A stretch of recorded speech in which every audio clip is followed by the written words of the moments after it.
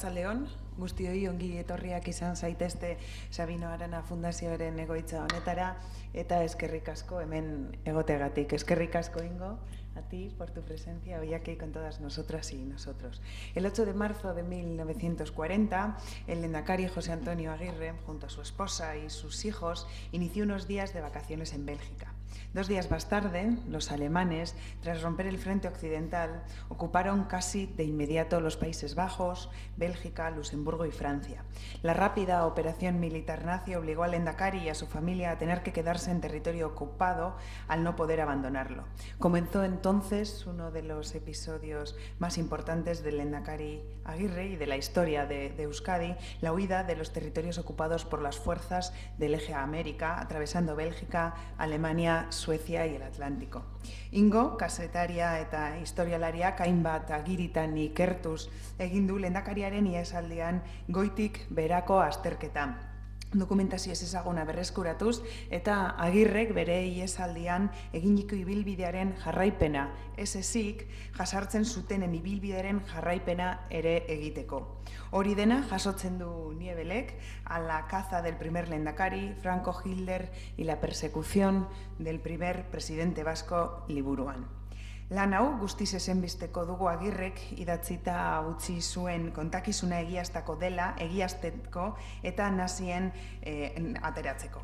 Ingo Niebel es doctor en historia y periodista, conoce Euskadi desde niño de la mano de sus padres, quienes desde 1960 mantenían una estrecha relación con Guernica.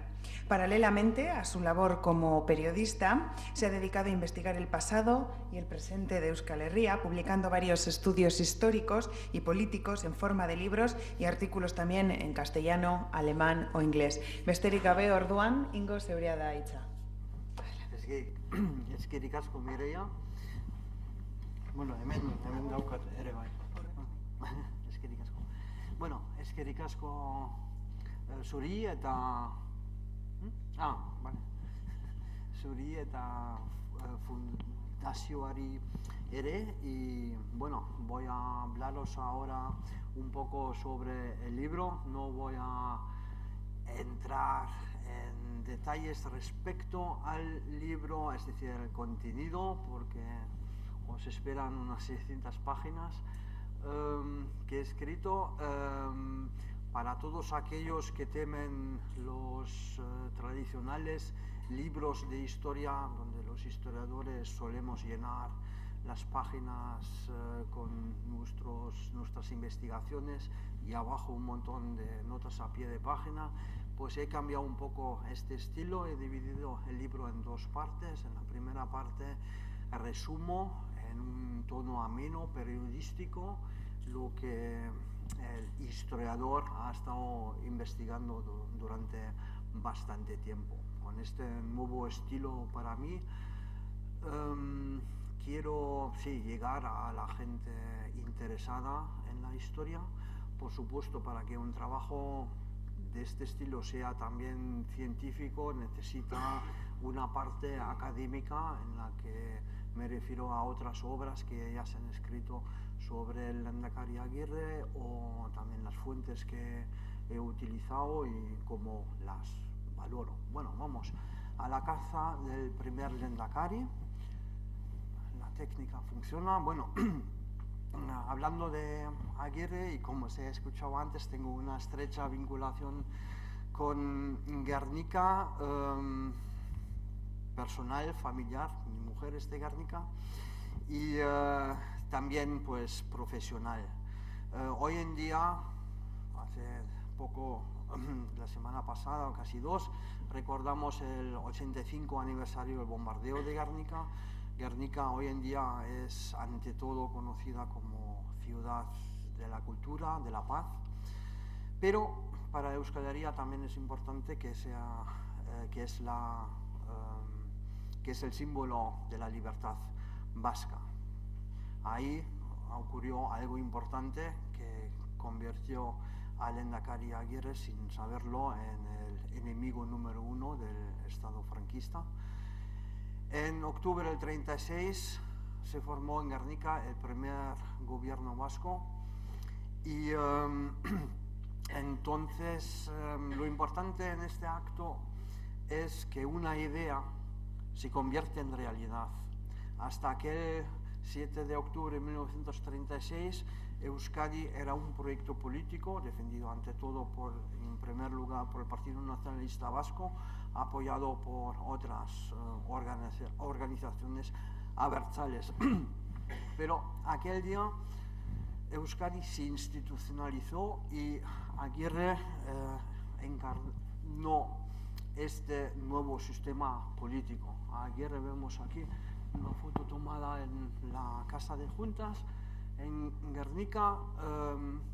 Podría haber tomado perfectamente el cargo en la Diputación aquí en Bilbao, pero se hizo por muchas razones en Guernica. Además, entonces también la Ikurriña se convirtió definitivamente como el símbolo nacional de un Estado vasco.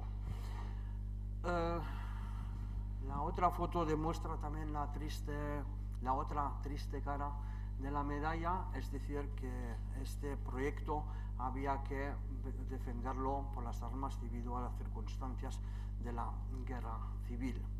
Bueno, como es sabido, se perdió la guerra aquí en Euskal Herria. El lehendakari Aguirre, como todo su gobierno, tenía que exiliarse y, como hemos escuchado antes, la invasión alemana le sorprendió a él y a sus dos familias, los Aguirre y los Zabala, en Bélgica. Yo, en los finales de los años 80, empecé a estudiar historia en la Universidad de Colonia y, claro, me tiraban los temas vascos, la historia vasca, porque por lo general se enseñaba historia española y como en las universidades alemanas se apreciaba ya entonces mucho que los estudiantes buscaran nuevos temas y libraron así también un poco a los profesores del trabajo de tener que darles nuevos temas. Pero a mí siempre me dijeron, si tú quieres investigar la historia vasca, pues vas a tener que trabajar con fuentes de segundo orden y no sabemos si las informaciones que puedes utilizar son verídicas, etc. Es decir, presentar un tema vasco, sea en ciencias políticas o en historia, siempre suponía como una lucha cuesta para arriba. Siempre se tenía, por lo general, la corriente generalizada española en contra. Y claro, yo quería hacer un trabajo sobre el primer gobierno vasco, el Euskadiko Jaurlaritza de Aguirre, y por supuesto una fuente importante y primordial iba a ser su autobiografía de Guernica a Nueva York pasando por Berlín. Pero el problema que ocurre con este libro es que sí, es autobiografía y cuando yo quería utilizarlo, unos pocos años antes habíamos tenido un gran escándalo en Alemania con la publicación de los diarios de Hitler que resultaron ser una falsificación en toda regla. Este escándalo dañó mucho al prestigio de algunos historiadores y al periodismo en general. Por lo tanto, claro, este libro, el punto flaco que tiene son los capítulos en los que Aguirre cuenta su fuga por Alemania y él mismo dice en este libro que ha cambiado nombres de personas para protegerlas, porque este libro salió en plena guerra mundial y Aguirre, por supuesto, tenía razón para temer si ahí pone nombres verídicos que aquellas personas iban a sufrir represalias. Entonces, en el 91 empecé a investigar en Berlín algunas cosas que él ha mencionado. Y bueno, el resultado luego es este otro libro que ha salido este año, que contiene más de 600 páginas. Y es decir, había mucho por investigar. Esta investigación voy a resumir ahora un poco. Lo primero que quería hacer es comprobar la veracidad de los 3 capítulos en los que relata su su fuga, porque claro, si ahí había un fallo, Aguirre como fuente de primer orden, como testigo y protagonista de aquella época, pues habría perdido valor. El segundo objetivo vino un poco más tarde. Yo no quería relatar lo que Aguirre ya había relatado, sino también contestar a una pregunta esencial, pues ¿por qué logró él escapar de la Gestapo, pero no sus homólogos de la época del 36-37, el presidente catalán Lluís Companys y el que fuera presidente del gobierno español, el socialista Francisco Largo Caballero? Companys fue detenido en 1940 por la policía española con ayuda alemana, eso hay que decir, y luego entregado al Estado español, que en un juicio farsa le condenó a muerte y le fusiló. A Largo Caballero los alemanes lo detuvieron en 1942, pero no informaron a los españoles.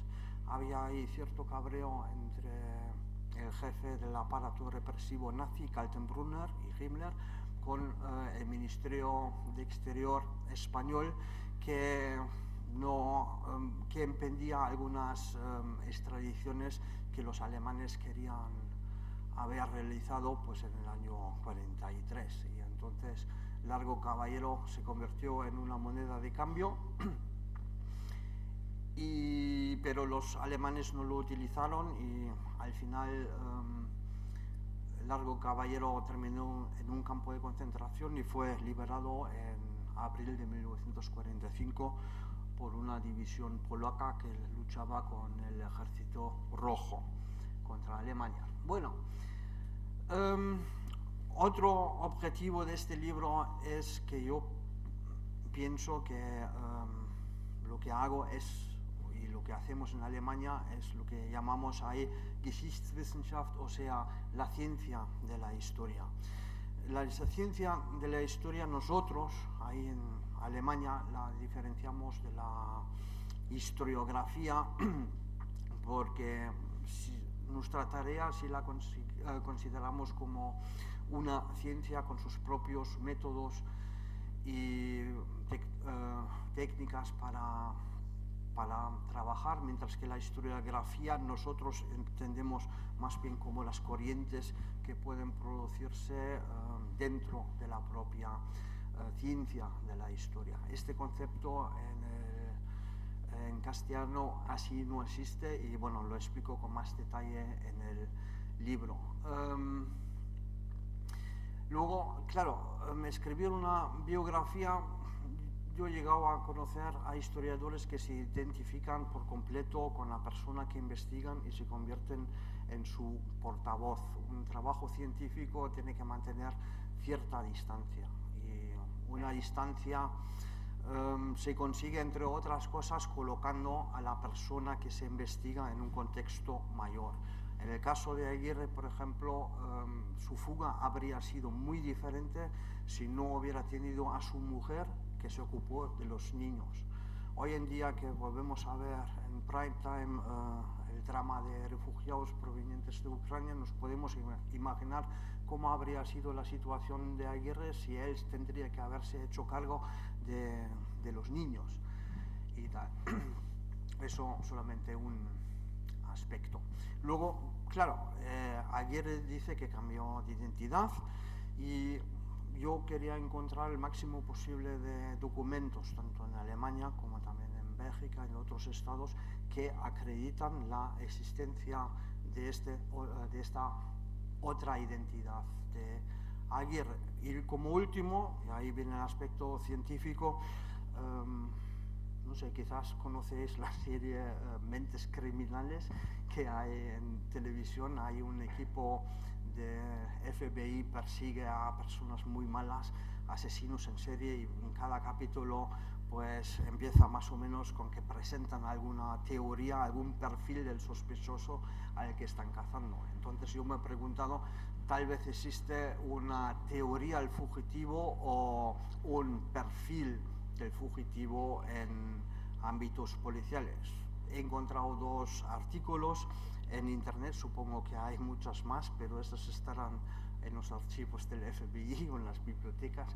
Por razones obvias no las harán públicas. Sin embargo, las informaciones que he encontrado sobre lo que yo llamaría la teoría de la fuga es que explican por qué Aguirre de hecho logró escaparse de los alemanes. Una razón que voy a decir ahora aquí, el resto lo encontráis en los libros, es que cortó con su familia en un momento determinado, y esto hasta poco antes de realizar su fuga de Alemania a Suecia no volvió a encontrarse con ellos. Esto facilitó a él aumentar la seguridad, porque la Gestapo sí siguió las pistas de la familia e incluso llegó a detener a su hermano, pero que no dijo nada respecto al paradero del Lehendakari. Bueno, mis primeras fuentes fueron, como ya he dicho, diferentes ejemplares de Guernica, Nueva York, pasando por Berlín. Luego, pero claro, ahí hay poca información de la que podía tirar. En 1997 salió en Chalaparta una versión del diario de Aguirre. Ahí había más informaciones como nombres de calles, de lugares, etcétera, pero por la polémica que se generó debido a cómo se hizo el libro y que contenía serios errores, pues lo tomé con mucha precaución. Luego, en el 2010, creo que fue, la Fundación Sabino Arana publicó una transcripción y los facsímiles del auténtico diario de Aguirre, y por el alto nivel académico que tiene esta obra, para mí ha sido la esencial para seguir trabajando sobre este tema. Como último, claro, aún así estas fuentes es la visión de Aguirre, y esto había que contrastar. Gracias a la correspondencia de Manuel de Inchausti se pudo contar el otro lado de la fuga, cómo se preparó la fuga desde Estados Unidos. Manuel de Inchausti era un filipino de origen vasco que residía en Estados Unidos y que tenía mucho dinero, y con este dinero, a partir de enero-febrero de 1941, financió parte de la fuga de Aguirre, y también preparó política y legalmente la fuga de la familia Aguirre y Zabala a Estados Unidos.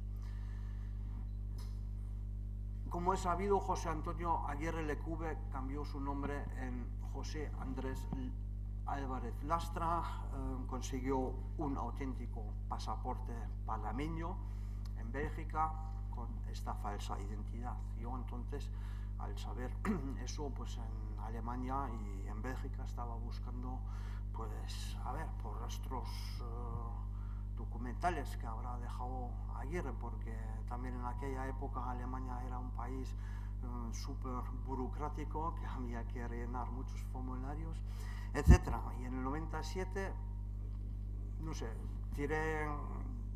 escribí una carta al archivo municipal de Hamburgo, donde Aguirre pasó el mes de enero del 41, y preguntando por él, es decir, por José Andrés Álvarez Lastra, y por su amigo el cónsul panameño Germán Guardia Jaén. De pocas semanas recibo una respuesta. Dicen, no, Álvarez Lastra no hemos encontrado nada, pero Guardia Jaén sí. Este hombre estuvo en 4 ocasiones aquí en Hamburgo, en aquella época, y vivía en una pensión que se encontraba en este hotel en Hamburgo. Esta foto es de 1997. La última vez estuve ahí en el 2019. El edificio sigue. También sigue habiendo ahí hoteles y pensiones, pero no he podido averiguar en qué piso y tal estaba Aguirre. Pero aquel éxito en el 97 me daba la razón de que ir buscando por más documentos originales de la época que iba en buen camino, pero lo que no sabía entonces es que iba a tardar tanto. Dando un salto, por ejemplo, un problema era que en el 97 había mucha información que no estaba digitalizada y uno tenía que trasladarse o a Berlín o a Hamburgo para consultar lo que nosotros conocemos como los famosos listines telefónicos, los tochos aquellos, que ya existían entonces, en los años 40 en Alemania, pero eran más bien registros de los residentes. Y lo bueno de estos registros es que se podía buscar por el apellido o por la calle y el número. Si se iba por la calle y el número, la ventaja es que en aquellos libros se ponía el nombre del dueño, la persona que lo gestionaba y luego los inquilinos. Y a base de estas informaciones, pero el problema en el 97 es que había que viajar de Colonia a Berlín a consultar ahí in situ los libros. Hoy en día todo esto se hace desde casa por internet. Bueno, comprobando así muchos lugares que Aguirre menciona en su obra autobiográfica y en el diario, junto con el Euskal Etxea de Berlín, hicimos un proyecto en 2016 en el cual sacamos, entre otras cosas, 2 mapas. Aquí se ve el mapa del barrio de Charlottenburg, donde estaba la pensión donde vivía Aguirre, y su amigo Guardia Jaén le había colocado en un lugar estratégico porque estaban cerca todos los consulados que él tenía que visitar y que también le protegían, porque eran ante todo consulados latinoamericanos. Y en el otro mapa es el centro político del Imperio Alemán, del Reich Alemán. Aquí, por ejemplo, se encuentra la Cancillería de Hitler y en un momento dado Aguirre tiene el valor de posicionarse ante el famoso balcón donde solía salir Hitler a saludar a la gente. Fue cuando Hitler recibió al ministro de Asuntos Exteriores japonés. Bueno, además en su diario y también en la autobiografía describe estas zonas, y con algunos vascos que en el 2016 asistieron al congreso que se celebró en Berlín con motivo de este acontecimiento, pues recorrimos aquella zona.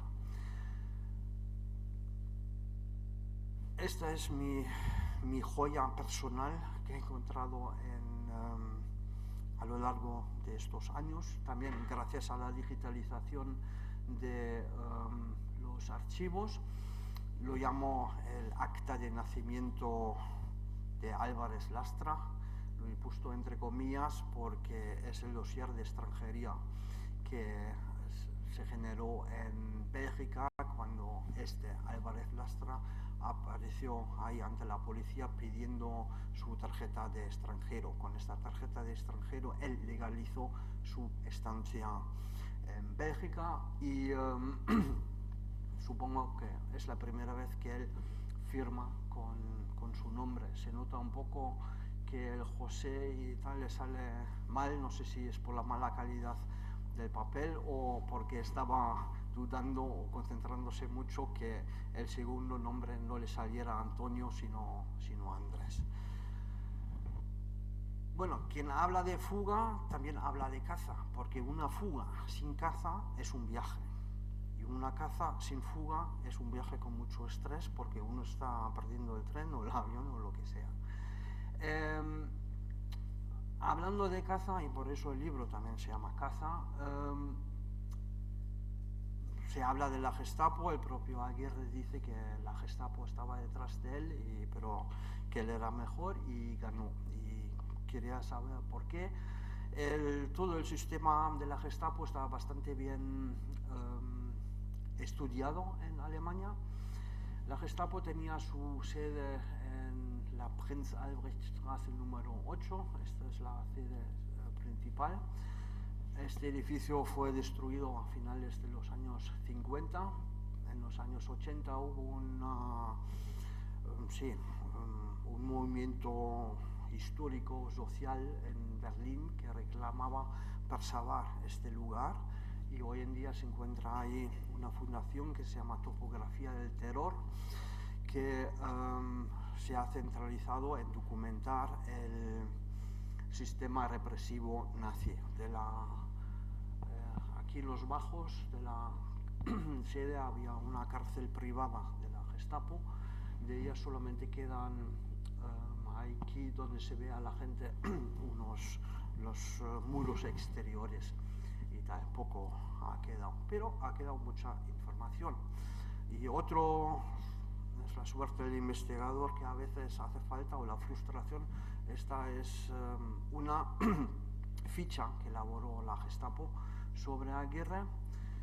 Según parece, fue hecha en el año 37, después de que las tropas vascas se rendieran en Santoña ante los italianos. Y aquí pone, escrito en la vieja escritura alemana, es decir, Aguirre era, cita, presidente de la República Vasca. Bueno, quien ha estudiado la historia de la guerra civil en Euskal Herria sabe que nunca se proclamó aquí la República Vasca. República Vasca es la traducción alemana para Euskadi, porque si hubieran escrito Euskadi nadie habría entendido el significado de esta palabra. Por cierto, también los ingleses traducían República Vasca con Basque Republic, por ejemplo. Por supuesto, en el contexto alemán y escrito por un nazi, República es un insulto, que ellos tenían su Reich con el Führer, y ahí la República no la querían. Y aquí dice, después de la toma de Santander, se escapó hacia París. En otra ficha, escrita a máquina, supuestamente en marzo del 38, se explica que Aguirre, jefe del gobierno vasco, pero ya no tiene ninguna importancia política, está en contacto con el líder de los catalanes, Companys. Los dos están en oposición hacia la dirección comunista y están siendo monitoreados. No nos dicen si los alemanes utilizaron un sistema Pegasus para espiar a Aguirre y Companys, o si eran los comunistas que en Barcelona vigilaban a los dos. Esta es la única foto que he encontrado en un archivo alemán de Aguirre. Como podéis ver, es la portada del diario ABC de 1936, que entonces se llamaba Diario Republicano de Izquierdas, porque fue editado en Madrid bajo el gobierno popular. Esta portada forma parte de un amplio informe que escribió el encargado de negocios alemán sobre el Estatuto Vasco, que se había aprobado en las Cortes en septiembre-octubre de 36. También hubo aquí un encuentro entre Aguirre y el comandante de un barco de guerra alemán que le visitó en misión oficial para intervenir en favor del ex cónsul austrohúngaro Wakonik, que la justicia vasca había detenido por espionaje y que estaba siendo juzgado. Si hubiera habido una cooperación entre el Ministerio de Asuntos Exteriores alemán y la Gestapo, tal vez la Gestapo podría haber llegado a esta foto y haber sabido por lo menos a quién estaban buscando. Según parece, esta colaboración no existió en Alemania. En la Alemania nazi tampoco hubo una persona o cargo que los norteamericanos llaman hoy en día como el director nacional de inteligencia. Es decir, aunque la Alemania nazi tenía bastantes servicios secretos y policías, la coordinación entre ellas no era tan buena como algunos se imaginan. Pero policías alemanes y españoles se juntaron, y en el tiempo cuando Aguirre estaba viviendo en la ilegalidad, aquí vemos una foto de la visita del director general de seguridad, el conde de Mayalde, Josefina, a Berlín. Esto se dice que es el recibimiento que le hacen los alemanes a la llegada de esta delegación. De la delegación española solamente he podido identificar a 3 personas. La tercera no está en esta foto. La segunda persona que he podido identificar es este hombre, teniente coronel de la Guardia Civil, aunque ahí lleva uniforme franquista. Es Manuel Rodrigo Zaragoza, en su día comisario general de orden de la en la Dirección General de Seguridad. Este es Reinhard Heydrich, jefe de la Oficina General de Seguridad alemana, la RSHA, que es la hermana de la Dirección General de Seguridad. Este es Dalüge, el jefe de la Policía de Orden. Para poder investigar cómo podría haber sido la caza al Lehendakari, hace falta conocer el sistema policial alemán de la época y también el sistema policial español de la época. El problema es que toda esta parte está bastante bien investigada, también investigada porque también tenemos organigramas del aparato represivo alemán que incluso nos da los nombres de cada responsable, y no solamente de los jefes, sino también de los jefes de sección. Y esto no tenemos para la Dirección General de Seguridad. Bien, y uno de los problemas es que, aunque esto fue un viaje oficial de casi una semana, en Alemania no existen documentos que nos explican cómo fue el viaje, qué visitaron y tal. He podido reconstruir el viaje gracias a estas y más fotos y al dietario de Himmler, el jefe de las SS, que era, esta persona, que pasó por lo menos un día con Mayalde y con otros. En 7 días las SS encendieron a Mayalde más o menos todo su aparato represivo que tenían. Esta foto me parece importante. Antes os he mostrado las fotos de las fichas, porque aquí Mayalde está en la oficina de este hombre, que es el teniente general Neve, jefe de la policía criminalística, no de la Gestapo, de la criminalística, que tenía la competencia de buscar a fugitivos en Alemania. Interesante son aquí los archivadores y las carpetas.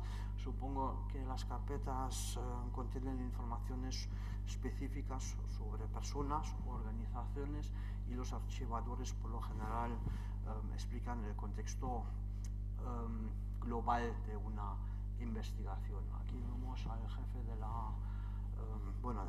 la Oficina General de Seguridad, a Heydrich, este es el traductor, y aquel hombre en el fondo es el teniente coronel de la Policía de Orden, Hartmann, que estaba acreditado en la embajada alemana de Madrid, y en su día el gobierno de Franco solicitó su presencia para que ayudara en la construcción de la organización de la policía armada.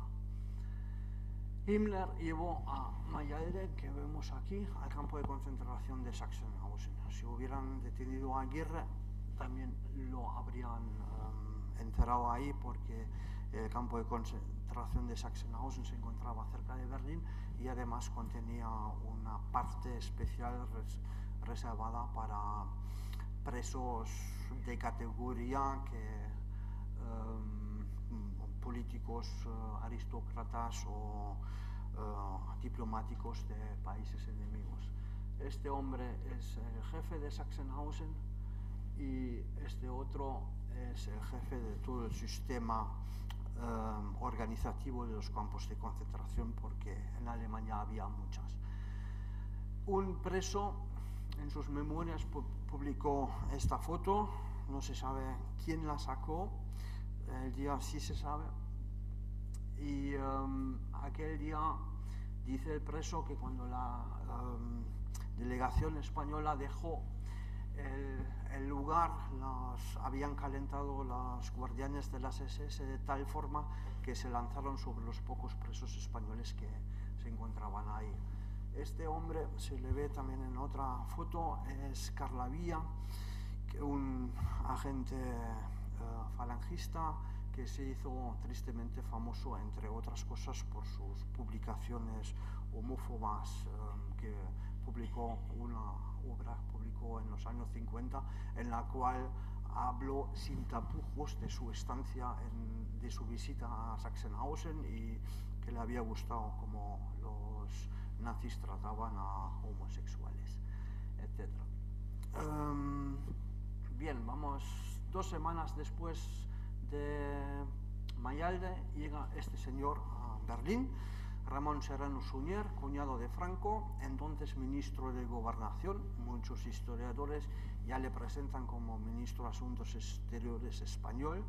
Lo sería más o menos un mes más tarde, pero en aquel momento era el responsable de Gobernación y por lo tanto de la DGS. No quería haber investigado este episodio, pero lo tenía que hacer porque en su séquito se encontraba un policía español, Pedro Urraca Rendueles, responsable del traslado de Companys de París a Madrid en agosto de 1940. Otras 2 personas en estas fotos importantes son no es un uniforme de fantasía, como me dijo un catedrático español, sino es el uniforme del general o inspector general de la Policía Armada. El señor es navarro, Antonio Sagardía Ramos. Los catalanes le pusieron el apodo carnicero de Pallars, y esto precisamente no por repartir carne a la población de Pallars, sino porque fusiló a muchos catalanes republicanos. Este otro señor es Espinosa de los Monteros, y no es el abuelo, es el tío abuelo de Iván Espinosa de los Monteros de Vox. Los otros cargos alemanes, por lo menos los que se ven las caras, las tengo identificadas, pero no os voy a tratar con apellidos y cargos alemanes ahora. Bueno, en su visita Mayalde invitó a Himmler, y Himmler llegó a Euskal Herria también en 1940. También una cosa que investigué, porque claro, todavía no se había encontrado a Aguirre y algo podía ser por qué. Bueno, quizás él vino también al Estado español para agilizar la búsqueda. Interesante de esta visita es que pocos días antes la Gestapo soltó a Juan Mari Aguirre, el hermano de José Antonio, que lo habían detenido justamente en el mismo tiempo cuando Serrano Suñer y Urraca están en Bélgica para un par de días. Hay una coincidencia en los tiempos y en los hechos, pero claro, me gustaría tener más información sobre el trabajo policial, pero no lo existe por el momento. Por lo tanto, pues hay que utilizar las fotos como fuentes primordiales. Este grandote es el embajador alemán en Madrid, von Stoga, Finat. A este hombre le puedo identificar, por fin, es el famoso agregado policial alemán en Madrid, Paul Winzer, capitán de las SS, y este atrás podría ser Urraca, aunque no estoy seguro, pero Urraca en aquella época estaba también en Madrid, aunque si no ejercía su cargo de agregado policial en la Embajada Española de París. Bueno, aquí lo mismo, tal vez este también es Urraca, es el recibimiento o la visita oficial de Himmler que hace Himmler a Franco. En Madrid, aquí en la foto, por la mala calidad no se ve que excepcionalmente Himmler lleva una de las máximas distinciones del falangismo, ¿cómo se llama? El orden o la cruz de yugo y las flechas. Antes he dicho que como hoy es el día de la liberación del campo de concentración de Mauthausen, lo que hizo Suñer ahí es permitir que las SS se apoderaron a 9.000 ciudadanos españoles, en concreto a excombatientes de la guerra civil. En resumidas cuentas, los alemanes estaban diciendo al gobierno español a partir de junio de 1940, oye, vosotros no solamente tenéis aquí la crème de la crème del exilio republicano como Manuel Azaña, como Companys, Largo Caballero, etc., sino también tenéis en un total a 120.000-150.000 refugiados rojos y nosotros no los queremos, son un peligro. Mejor si os lleváis a vuestra gente de vuelta a casa. Y claro, el Estado franquista no estaba en condiciones ni para vigilar a 120.000 enemigos en potencia y mucho menos darles de comer. Por eso hicieron oídos sordos a las peticiones alemanas y fue cuando las SS empezaron a apretar la tuerca, por ejemplo, deportando a ciudadanos españoles de Angulema a Alemania y luego, pues, estando Serrano Suñer ahí, emitieron las SS o Heydrich emitió un decreto diciendo que todos los presos republicanos españoles e interbrigadistas que están en campos de presos militares han de ser trasladados a campos de concentración. Como Serrano Suñer y luego tampoco Franco intervinieron en contra de ello, la traición consiste en esto, que el Estado español pierde su razón de ser. Un Estado que no vela por los derechos de sus ciudadanos no tiene... Entonces, ¿para qué existe? Pues esta historia se la ve hasta hoy en día. Tenemos el caso del periodista vasco Pablo González, que está en una cárcel polaca y el gobierno español tampoco se mueve tanto por sus derechos, para que por lo menos tenga un juicio de acuerdo a los valores de la Unión Europea. Pero bueno, eso es otra historia. Por supuesto, en el libro me refiero a cómo Aguirre por fin consigue dar el salto a América Latina, cómo entra en Estados Unidos, es decir, una cosa es conseguir la identidad falsa que le salvó, e igual de difícil también es quitarse esta falsa identidad y recuperar la propia. No he podido dejar el libro con Aguirre luchando con los norteamericanos contra la influencia franquista, nazi, fascista en América Latina, sino tenía que irme hasta el año 1956 porque es la segunda vez que Aguirre regresa a Berlín. Entonces acude a una conferencia del movimiento demócrata cristiano. Aquí se ve a Aguirre, este es Robert Schuman y este, si no me equivoco, Francisco de Landaburu. Bueno, además, por casualidad en Bélgica, buscando por Aguirre y tal, me encontré con un dossier que pone Jean Aguirre, que es sobre el hermano de José Antonio, y lo que me extrañó que es un dossier que empieza en los años 50. y seguramente si ahora preguntaría si el PNV es prorruso, la mitad de la sala se me va a echar encima y decir, ¿cómo puedes decir eso? Pues este dossier sobre Juan Mari se produce porque a la inteligencia belga le llega un informe secreto diciendo que ahí en la Avenue Marceau en París, en el edificio número 11, está operando una organización pro-soviética y que está en contactos con húngaros y tal, todo muy sospechoso. Bueno, los belgas se ponen a investigar y, claro, descubren a Juan Mari y a su socio Martín de Lassa y que tienen una empresa y tal, y que están muy bien conectados con la política belga, pero eso de soviéticos nada, que los dos todos los domingos acuden a misa y que son muy católicos, y eso sí, independentistas vascos sí, pero de soviéticos no tienen nada. El asunto, o el dossier por lo menos se queda así. Yo supongo que detrás de este dossier, y por las informaciones, en esta falsa primera información, proviene de Urraca, porque Pedro Urraca, aunque los franceses le sentencian a muerte por cosas que hizo con los alemanes durante la ocupación de Francia,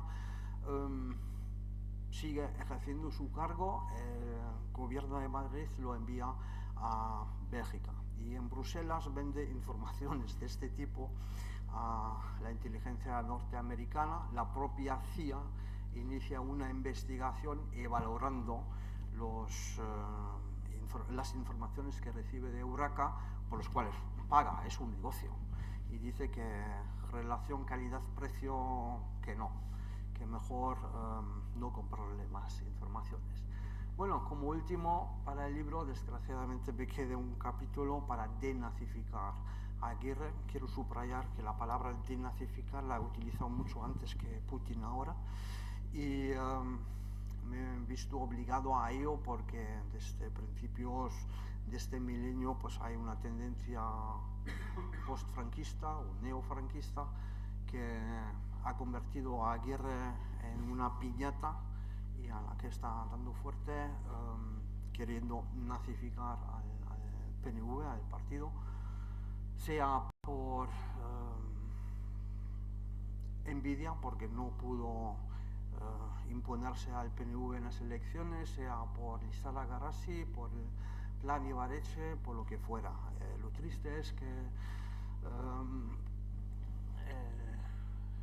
documental sobre el Bidasoa, pues en gran parte se puede rebatir desde el punto de vista de la ciencia de la historia, pero hasta hoy en día se sigue utilizando el contenido de esta película sí, para diciendo estupideces, cuando los nazis intentaron hermanarse con los vascos.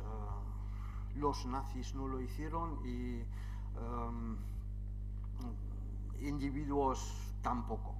Pero bueno, esto es otro tema. Con eso he llegado al final de mi presentación y ahora las palabras suyas.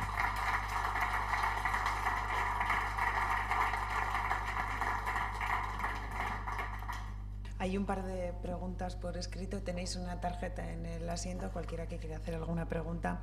La primera de ellas, ¿por qué crees que los diplomáticos sudamericanos ayudaron a Aguirre? ¿No crees que pudieron ser, en alguna medida, instrumentos de terceras fuerzas a las que interesaba salvarle, pero que no podían dar la cara?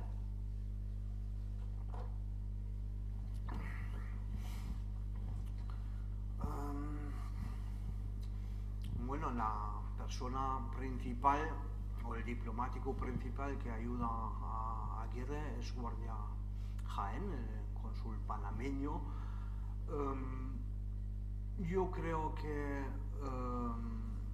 Guardia Jaén se quedó impresionado por la figura de Aguirre, que aunque podrían discrepar sobre la calidad política y moral de la Alemania nazi, Guardia Jaén era filo-germano, y sí dijo, mira, somos de la misma clase social. Creo que este aspecto era importante, y luego conmovido por un sentido de justicia humana, y justicia humana en el sentido, yo a este hombre le quiero ayudar y le ayudo en la manera de lo posible.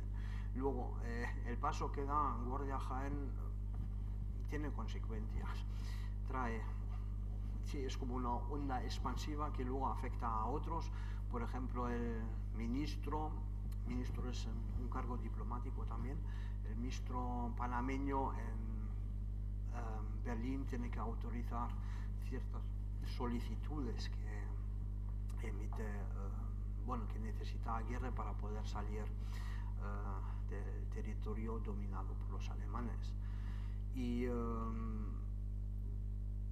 no sé, yo no he encontrado indicios que detrás de ello había otras personas. Luego, a partir creo que de abril de 1941, cuando Aguirre ha restablecido el contacto con Inchausti, por supuesto Inchausti es el que mueve muchos hilos para que la diplomacia norteamericana, pero también la británica, conceden los permisos que necesita los Aguirre Zabala para poder salir de Alemania y de Suecia. Otra pregunta. ¿Hay archivos alemanes, creo que pone, de los españoles y vascos buscados por el régimen franquista? ¿Son consultables? ¿Dónde? ¿Cómo? Se refiere a españoles y vascos refugiados en Francia, personas que actuaron activamente para el gobierno vasco o español. Bueno, las fichas de Aguirre los encontré por pura casualidad, después varias horas navegando por el catálogo online del Archivo Federal Alemán, buscando información sobre la colaboración policial entre Alemania y el Estado español, pues que no daba resultado. Pues hay un apartado, búsqueda por nombre, por apellido, y tecleé ahí un poco cabreado, Aguirre, quiero que salga algo, y de repente me sale Aguirre José Antonio, y eso fue en el año 2015, 2016. ¿Por qué me sale esto ahora? Pues acaso he dado también Leizaola, también me sale Leizaola, y uy, ¿qué pasa aquí? Y como último con Punch, y claro, al día siguiente ya mandando el correo electrónico, quiero ver aquella documentación. Esto ha sido una casualidad, pero a veces también hace falta suerte. Respecto a la pregunta, creo que en el archivo aquel no se puede buscar, o no se debería buscar, así que españoles o detenidos y tal, sino hay que buscar por apellidos. Luego, creo que aquí en el Estado español ya existen listas por lo menos de presos muertos o liberados de los campos de concentración. No me ha quedado claro por qué Aguirre, cuando escapa de Bélgica, va precisamente a Berlín. Bueno, a ver, Aguirre tenía varios planes. Bueno, el plan general era salir del dominio alemán como fuera posible y a donde sea posible. Estamos hablando de finales del año 1940, Aguirre piensa que tal vez puede salir de Bélgica hacia Moscú, de Moscú a Vladivostok, es decir, el otro extremo de la Unión Soviética, y de ahí a las Filipinas, y de las Filipinas a Estados Unidos. Pero para eso necesitaba documentación. Esta documentación, estos permisos, no se los podía dar el cónsul Guardia Jaén, sino esto había que solicitar a través de la embajada panameña en Berlín. ¿Por qué en Berlín? Porque los alemanes habían ido cerrando las embajadas en los países ocupados. Es decir, en un principio era un formalismo. Luego, el otro motivo era que habían detenido a Juan Mari, y Juan Mari era el enlace entre él y su familia, y también era la persona que, según yo he entendido, recibía parte del dinero que venía de París, pues para que Aguirre podía financiar su estancia en la ilegalidad. Él estaba interpretando el papel de un pudiente abogado panameño, no estaba trabajando, por lo tanto tenía que aparentar este tren de vida. Bueno, al detener a Juan Mari, él mismo lo cuenta al guardia Jaén, y guardia Jaén utiliza un giro alemán que es: joder, el suelo se te está haciendo caliente, es decir, tienes que moverte. Y creo que ni guardia Jaén ni Aguirre tienen claro que cuando van a Alemania que los trámites iban a tardar tanto tiempo hasta que por fin pudiera salir. Otra es sobre Inchausti. ¿Qué dice en su diario sobre la ayuda de Aguirre? ¿Cómo mantienen comunicación desde Alemania? ¿Cómo le envían dinero? Bien. Primero, en Inchausti no tenemos diario, tenemos cartas que él escribe, y Inchausti mantiene contacto con el suegro de Aguirre, que está en Venezuela, luego en Argentina. De ahí se puede desprender pues tanto el estado anímico de Constantino Zavala, el suegro de Aguirre, como también las acciones que tanto Zavala como Inchausti emprenden para rescatar a Aguirre y por supuesto a las dos familias que están en Bélgica. El dinero lo envía Inchausti a partir de abril 1941 a través de la American Express Company, que era una agencia de viaje, y era una forma habitual de primero pagar viajes, pero también hacer llegar dinero a personas como Aguirre o a su esposa Mari Zavala.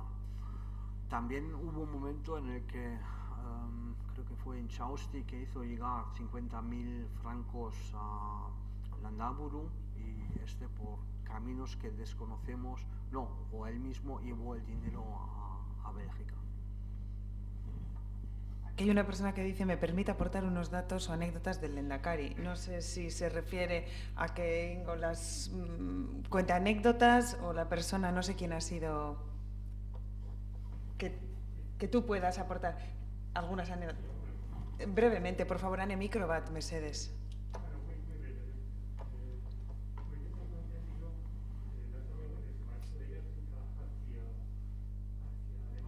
Un segundito, por favor, que le van a dar un micro. Un segundo, por favor, para que le podamos escuchar todos. Sí, es... Mi voz no es muy potente. Sí, yo tengo entendido que el Lehendakari Aguirre se marchó de Bélgica hacia Alemania producto de que a una especie de traición por parte de Gaulle. Se comenta algo de eso, ¿no? Y marcha a Alemania. Y luego, efectivamente, ya el Lehendakari Aguirre, ya desde hace tiempo antes de marcharse, el ministro de Santo Domingo le dice: América te salvará. Y incluso indica de que a todos aquellos que luchan por el honor y por su pueblo tienen un hueco en América. Pero bueno, yo las anécdotas que quería, sé que se marcha en un barco desde Göteborg, que se llama el Boljon, va con toda su familia y efectivamente va a Panamá, ¿no? Yo sí, esto es por apuntar, es fuera del contexto de hoy, pero para que sepa un poquitín lo que se puede aportar sobre el Lehendakari Aguirre. El Lehendakari Aguirre, cuando tenía 4 añitos, pues resulta que fue a Santurce con el Aña a dar un paseo, y Santurce en aquella época pues estaban haciendo todo el relleno, la explanación, ¿no? Y de golpe y porrazo, pues como un niño de 4 años travieso, se le escapa el Aña y se cae al agua al puerto. Y hubo un hombre ahí que dijo: oiga, que ha habido un chaval que se ha caído y tal igual, ¿no? Aquel hombre que dijo, pues era en aquella época el alcalde de Santurce, era un tal Antonio Alzaga, que era mi bisabuelo, y quien se tiró al agua a recoger al niño fue luego mi abuelo, ¿no? Esa es una de tal. Y la grandeza del Lehendakari Aguirre, que cuando se hizo mayor y cuando fue ya gerente de Chocolates Bilbaínos, le colocó a un tío mío, ¿no? Otra anécdota del Lehendakari Aguirre, yo por parte de mi padre navegó como oficial de la Compañía Maya. La Compañía Maya era del suegro del lehendakari Aguirre, ¿no? Y era un hombre que tuvo el detalle de ir a saludar marinero por marinero, ¿no? Entonces se tenía en casa pues como un hombre excepcional, ¿no? Y ya por último haya aparecido en una fotografía al abuelo de mi mujer. Qué casualidad, ¿no? El abuelo de mi mujer, Manuel Ojidos Mendicute, fue el guardaespaldas del lehendakari Aguirre en el Hotel Cartón, ¿no? Le acompañé hasta Trucíos y en Trucíos le dijo el lehendakari Aguirre, dice, Manuel, vaya usted a la Alhóndiga de Bilbao, y yo no sé si le dijo que pusiera bombas o quitara las bombas. Y ahí le cazaron los nacionales y le metieron, ¿no? Y el abuelo de mi mujer fue tan fiel, que a mí, teniendo una amistad enorme con él, nunca me ha contado, a pesar de que le he pedido que me lo contase, nunca me ha querido contar nada de las cosas que pasaron en el Hotel Cardo, de quienes les traicionaban, etc. Fue tan fiel para el lehendakari Aguirre que murió con la pena de no poderlo haber visto después de la muerte. Por eso yo, por lo menos en mi casa, las 3 personas que han tenido contacto directo con él me dijeron que era un hombre excepcional. Sí, hay otra pregunta que dice: las potencias occidentales están entregando armamentos a Ucrania para que su ejército pueda defender su país de la invasión rusa. Lamentablemente esto no ocurrió en 1936. En su opinión, ¿qué hubiera ocurrido si el ejército vasco comandado por el lehendakari José Antonio Aguirre hubiera recibido armamento y apoyo logístico por parte de Francia y Reino Unido? ¿Hubiera caído Bilbao en junio del 37? ¿La derrota del Frente Norte y en última instancia de la República Española en su conjunto era inevitable? Bueno, a preguntas hipotéticas no puedo contestar, porque no sé lo que habría pasado. Quizás se habría... No sé, no se puede contestar, porque la cosa terminó como terminó, porque sí, las armas no llegaron, no sé si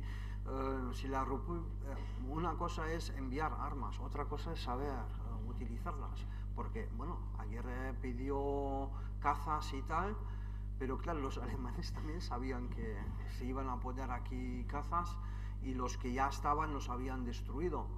Y claro, un caza también en aquella época era ya una maquinita un poco complicada de manejar. No era como subirse quizás a un coche, o más complejo que utilizar un fusil. Pues eso, no sé. Creo que aparte de eso, y eso habría que estudiar también para Euskal Herria,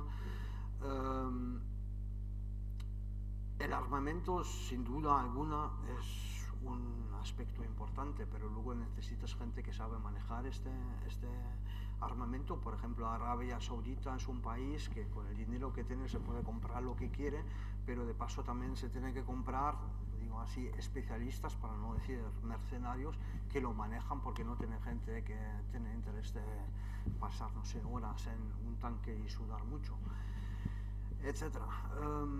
Eso es otra cosa. Creo que en Euskal Herria o en la Euskadi de Aguirre se pensaba que copiando el sistema francés de atrincherarse se iba a ganar a los alemanes, porque eso es el método con el cual los franceses vencieron a los alemanes en la guerra de 1914 y 1918.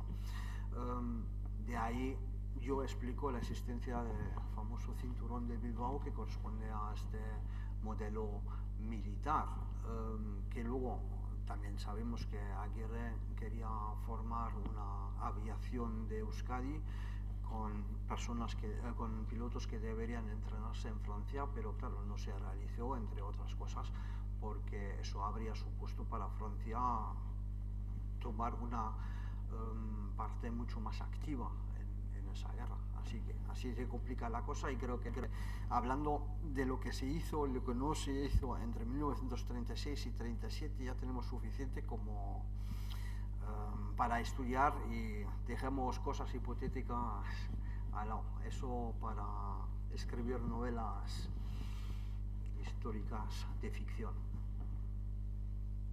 Aquí galdera gehiago hori dagoen, si hay alguna otra pregunta.